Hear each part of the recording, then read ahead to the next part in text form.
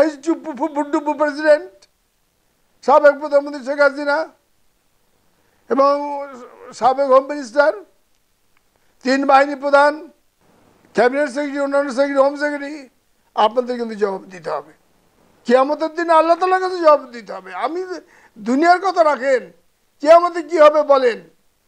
আপনাদের যখন মৃত্যু হবে, যখন কবরে যাবেন, দেখবেন সেখানে আপনাদের কি হয়। হাবেতে যখন আগুন আপনাদের কবর ঘেরাও করে ফেলতে পারে।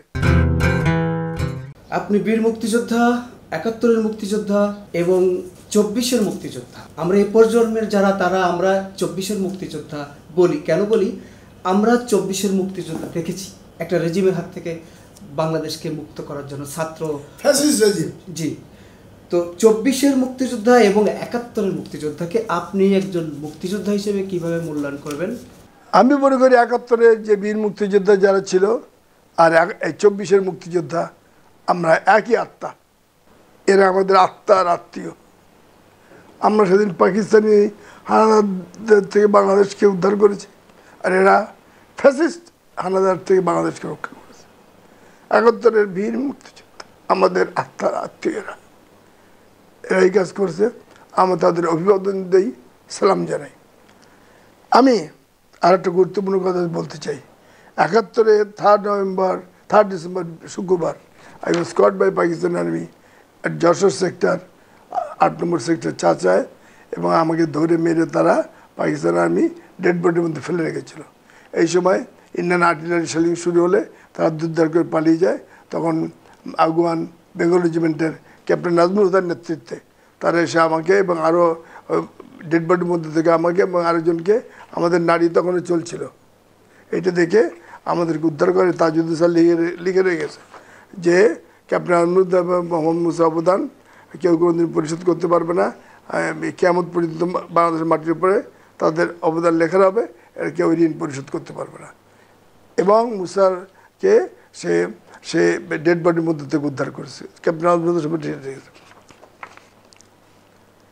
সেই জন্য আজ আমি জীবিত। 54 বছর পর আজ আমি, আল্লাহর অশেষ রহমতে আল্লাহ আমাকে মৃত্যুর দুয়ার থেকে ফেরত নিয়ে আসছেন। সেই জন্য আমি আল্লাহর রাহে থেকে, আল্লাহর কুদরতে আমি বেঁচে আছি। এবং আমার মৃত্যু অলৌকিক, আল্লাহর স্পেশালি আমাকে অলৌকিকভাবে বাঁচিয়ে এনেছে। আজ আমি বলতে চাই, এই ছবিটা দেশবাসীকে দেখাতে চাই। এটা আশুলিয়ার ছবি। আশুলিয়ায় 5ই আগস্ট 10 জনের ডেড বডি, ছাত্র, তাদের আশুলিয়ায় এই ভ্যানে, এই পুলিশ তাদেরকে ভ্যানের উপর তুলেছে, তুলে ডেড বডি। তারা তখনও অনেকে অর্ধমৃত, তখনও অনেকে পালস চলছে, তাদেরকে এখানে তুলেছে। তারপরে কি করেছে, ইত্তেফাক আজ বলেছে রোমহর্ষক, ইত্তেফাক আজ লিখেছে রোমহর্ষক, বিভৎস, তুলে তাদের ওখানে আগুন দিয়ে পুড়েছে। কারা আগুন দিয়েছে? পুলিশ। এই দেশের পুলিশ বাহিনী আগুন দিয়ে পুড়াইছে। এরা মুসলমান, এদের আগুন দিয়ে পোড়ানো হয়েছে। 1187 সালে জেরুজালেমে ক্রুসেড হয়েছিল। সালাদিন দ্য গ্রেট, মুসলিম জাহানের বীর, দি গ্রেট নামে তাকে ডাকা হয়। Saladin the great, queen Victoria the great, Alexander the great, Napoleon Bonaparte the great, আর আমাদের সালাদিন দি গ্রেট। তিনি কি করেছিলেন? সেখানে 60,000 খ্রিস্টান এবং ইহুদি নিহত হয়েছিল। 60,000। তাদের কবর দেওয়ার জন্য লোক পাওয়া যাচ্ছিল না, কবর খোঁড়ার লোক পাওয়া যাচ্ছিল না। এই যে সালাদিন দি গ্রেট নিজের সৈনিক দিক দিয়ে তাদের কবর খোঁড়াইছে, তাদের কবরস্থ করার জন্য যা কিছু করার উনি ডেড বডির প্রতি সম্মান দেখে সেটা করেছে। আর আমরা, সেগুলো হচ্ছে খ্রিস্টান এবং ইহুদির লাশ, আর আমরা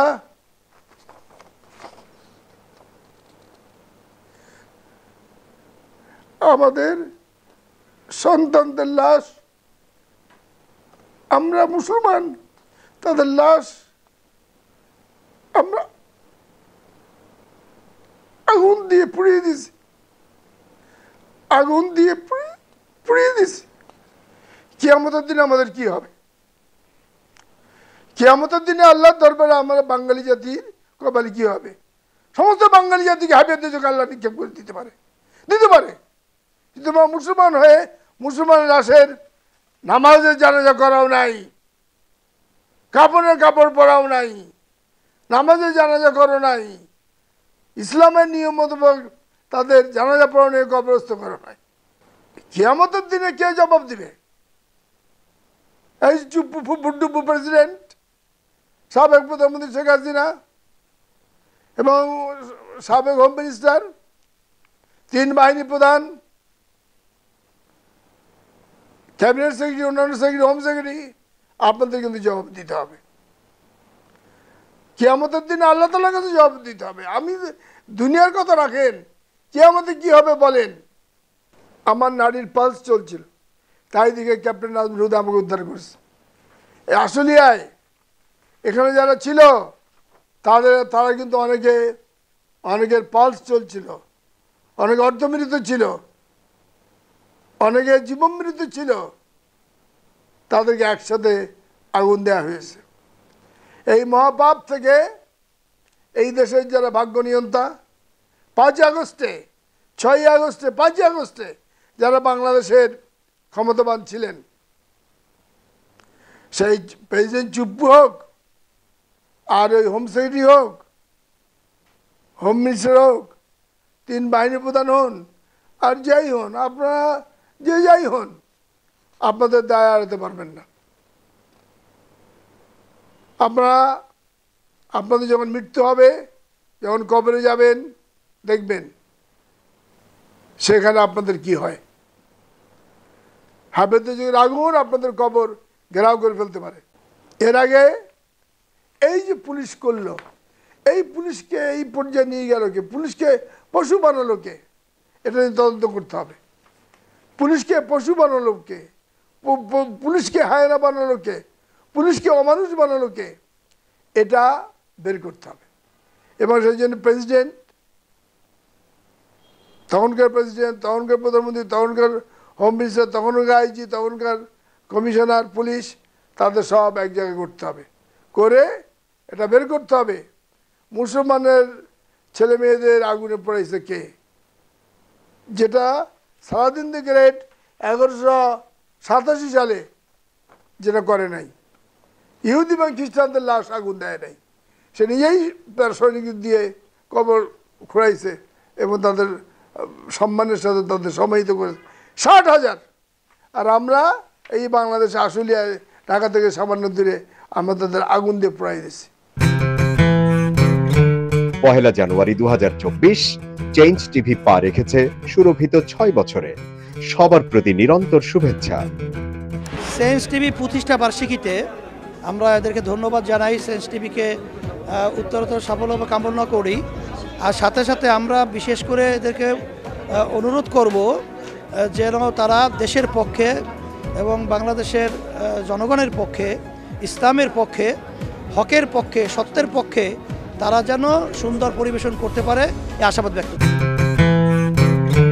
চেঞ্জ টিভিকে আমি তো মেলা দিন ধরে দেখছি।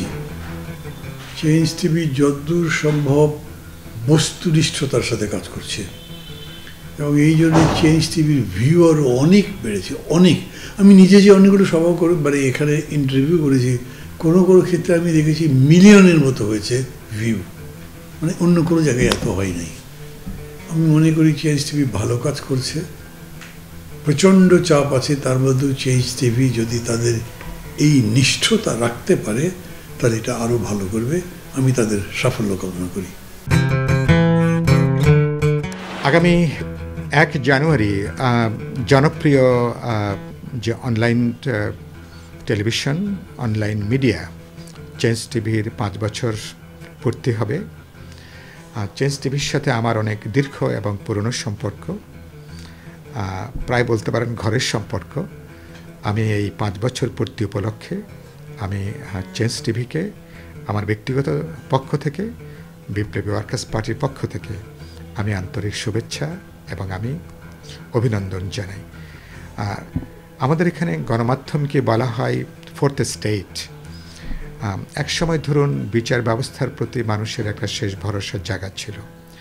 সেই বিচার ব্যবস্থা যখন এখন বিরোধী দলের দমনের একটা প্রতিষ্ঠানে পর্যবেসিত হয়েছে, এখন জনগণের পক্ষে বিরোধী দলের জন্য, জনগণের শোষিত নিপীড়িত অংশের জন্য গণমাধ্যমই হচ্ছে এখনো পর্যন্ত শেষ ভরসা। আমাদের এখানে ঐতিহাসিকভাবে গণমাধ্যম বরাবরই জনগণের গণতান্ত্রিক আকাঙ্ক্ষার পক্ষে ছিল।